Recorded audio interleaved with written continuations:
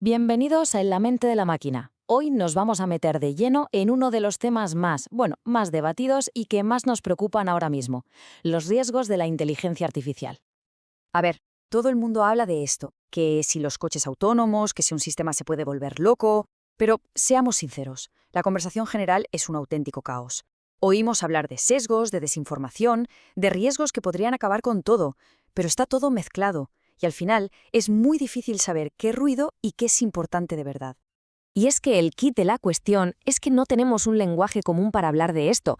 Sin una manera clara, estructurada de clasificar y entender los peligros, ¿cómo vamos a solucionarlos? Y ojo, que la base de datos de incidentes de IA ya tiene registrados más de 3.000 casos reales. No es ciencia ficción, esto está pasando ya. Y necesitamos, pero con urgencia, poner un poco de orden en todo este lío. Y justo aquí es donde entra el MIT. Un equipo de investigadores se ha liado la manta en la cabeza y ha decidido hacer algo monumental: crear el primer mapa completo de los riesgos de la IA. Lo han llamado el AI Risk Repository, y la idea es que sea ese marco de referencia, esa especie de Google Maps de los peligros que tanta falta nos hace para navegar por este territorio. Así que en los próximos minutos vamos a desgranar este mapa juntos. Primero entenderemos por qué la conversación es un caos. Después veremos cómo el MIT ha montado todo esto, analizando las causas de los riesgos y los 7 grandes tipos de peligro. Veremos qué nos cuenta el mapa sobre lo que más investiga y lo que menos. Y al final, la gran pregunta: ¿cómo usamos esto para construir un futuro más seguro? Vamos a ello. Venga, empecemos por el principio, el caos.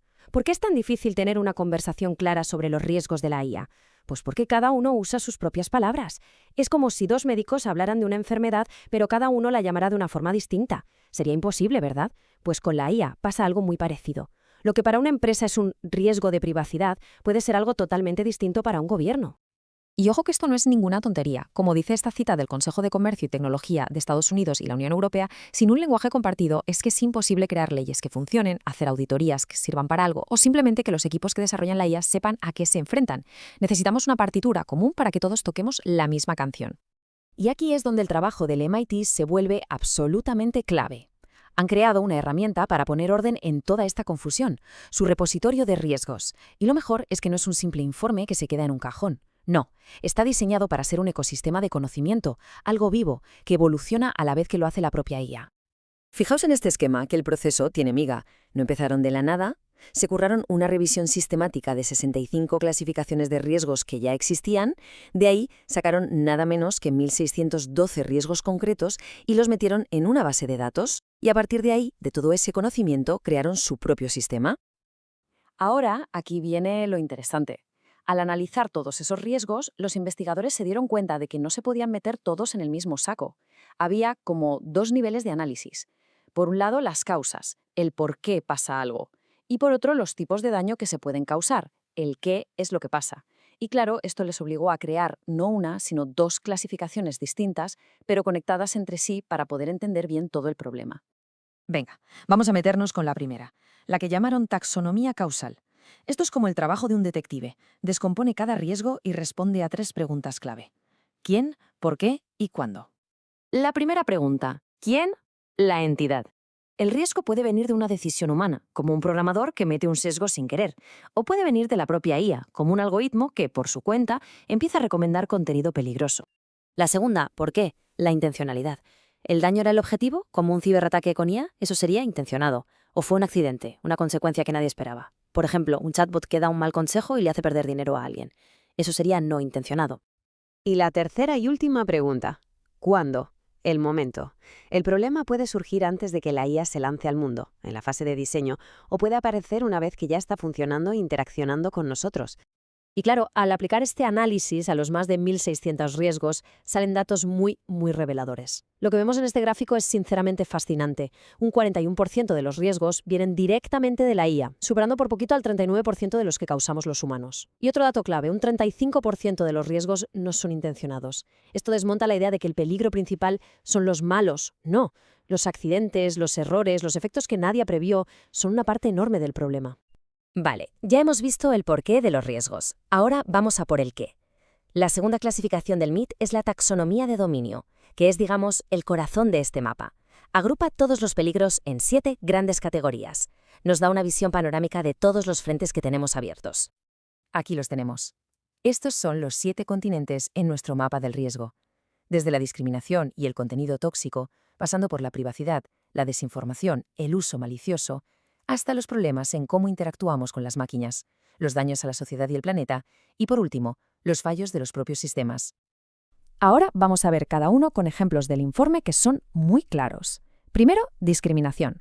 Pues, por ejemplo, un algoritmo de contratación que directamente tira a la basura los currículums de mujeres para puestos de ingeniería. Segundo, privacidad. Un caso que pasó de verdad. Empleados de Samsung usando ChatGPT para programar y sin querer filtraron secretos de la empresa. Un desastre. Tercero, desinformación. Y aquí no hablamos de fake news a propósito, sino de algo como un chatbot médico que, por un error, te recomienda una dosis mortal de un medicamento. Cuarto, actores maliciosos. Este ejemplo pone los pelos de punta. Una IA que en una simulación diseñó 40.000 posibles armas químicas, en menos de 6 horas. Quinto, interacción humano-computadora. Imagina una persona en una crisis de salud mental que acude a una IA y ésta, al no estar preparada, le da consejos destructivos. Sexto, daños socioeconómicos y medioambientales. Esto va desde la pérdida de empleos hasta el consumo brutal de agua y energía de los centros de datos que entrenan a estos monstruos. Y séptimo, seguridad y fallos del sistema. Aquí el concepto clave es el reward hacking, que es básicamente cuando la IA aprende a hacer trampas para conseguir su objetivo. Como un robot aspirador que aprende que si se esconde debajo del sofá, su sensor no detecta suciedad y da el trabajo por hecho. Es lista, pero no para lo que queremos. Bueno, tener un mapa es genial, pero lo más importante es qué nos revela, dónde están los puntos calientes, las áreas que más investigan y, sobre todo, dónde están los puntos ciegos, esas zonas que casi nadie está mirando. Este gráfico nos da una pista clarísima. La porción más grande del pastel, un 26%, se la lleva la seguridad y los fallos del sistema. Tiene todo el sentido del mundo, ¿no? Es la principal preocupación de los ingenieros. Le siguen de cerca los daños socioeconómicos y el uso malicioso, lo que nos dice que la preocupación social y política está creciendo. Vamos a verlo de otra forma. A la izquierda, los temas estrella, lo que más se estudia, seguridad del sistema y daño socioeconómico. A la derecha, las grandes olvidadas. La interacción humano-computadora y la desinformación no intencionada aparecen en menos de la mitad de los estudios. Esto nos está diciendo algo muy importante. Quizás estamos demasiado obsesionados con los fallos técnicos y no tanto en cómo la IA nos afecta a las personas en nuestro día a día. Y ahora, agarraos, porque llega un dato que es, de verdad, para pararse a pensar. Fijaos en esta cifra. Menos del 1%. Menos del 1% de todos los riesgos que se han analizado se refieren a los derechos o al bienestar de la propia inteligencia artificial. Esto nos dice muchísimo sobre dónde tenemos puestas nuestras prioridades ahora mismo y abre un debate filosófico brutal. ¿Llegará un día en el que tengamos que plantearnos si una IA tiene derechos? Hoy suena locura, pero ¿quién sabe? Y con todo esto llegamos a la pregunta del millón. Vale, genial, tenemos un mapa increíble de los peligros. ¿Y ahora qué? ¿Cómo pasamos de saber las cosas a hacer algo? Pues este repositorio del MIT no está pensado para ser algo académico, sino una herramienta práctica de verdad para construir un futuro más seguro. El valor de este mapa es inmenso. Para los políticos es la base para crear leyes que sirvan para algo. Para los auditores es una guía para hacer revisiones rigurosas. Para los académicos, como hemos visto, les chiva donde falta investigación. Y para la industria, para las empresas, es una guía para evaluar sus propios sistemas y adelantarse a los problemas. En resumen, proporciona un lenguaje común para que por fin todos hablemos de lo mismo. Y así, casi sin darnos cuenta, volvemos al punto de partida. Este esfuerzo brutal del MIT nos ha dado el mapa, la brújula y el lenguaje que nos hacía falta para navegar por el territorio de los riesgos de la IA. Ya no vamos a ciegas. La pregunta que queda en el aire es si, con estas herramientas en la mano, seremos capaces como sociedad de tomar las decisiones correctas, de remar en la misma dirección para que la IA sea algo bueno para todos. La respuesta, claro, la tenemos que escribir entre todos. Gracias por escuchar En la mente de la máquina. Si te gusta este tipo de contenido, dale like, suscríbete y activa la campanita para apoyar el canal y no perderte ningún episodio. Y no olvides dejar tus impresiones en la cajita de comentarios, que siempre te leo y te respondo.